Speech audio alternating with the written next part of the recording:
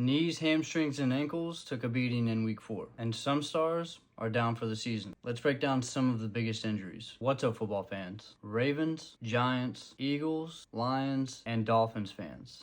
We got one for you. The NFL delivered some fun football over the weekend. From the Steelers defeating the Vikings 24-21 in Ireland, the Cowboys and Packers tying at 40 apiece in overtime on Sunday night, and even the Dolphins beating the Jets 27-21 to take third place in the AFC East. While it was a fun watch, some teams came out with key players injured. Let's dive into it. For the Ravens, you arguably lost the most important player on the field. In your 37-20 loss to the Chiefs, quarterback Lamar Jackson would leave the game early with a hamstring injury, and his status is still up in the air. You also lost defensive tackle Nnamdi Madubuike. He would have a neck injury and has been placed on injured reserve and is expected to miss the remainder of the season. Now let's look at the Giants. An MRI confirmed on Monday that Malik Nabers would tear his ACL in your win over the Chargers, which means he'll miss the remainder of the season. Before the injury, he would have just 2 receptions for 20 receiving yards. For the season, he's at 271 receiving yards and 2 receiving touchdowns. Now on to the Lions. In your 34-10 victory over the Cleveland Browns, cornerback DJ Reed would leave the game early with a hamstring injury. Head coach Dan Campbell would confirm that he would be out for a while, but this wasn't season-ending. Now on to the Philadelphia Eagles. In your 31-25 victory over the Tampa Bay Buccaneers, linebacker Ogbo Okoronkwo would tear his tricep and is expected to miss the remainder of the season. He was signed in the offseason to add depth to your pass rush. And now it's time to talk about the most gruesome injury from week 4. Early in the third quarter, with the Dolphins up 10-3, quarterback Tua Tagovailoa would find Tyreek Hill for a quick out in the first down, where he would be tackled on the sideline. As the players went to get up,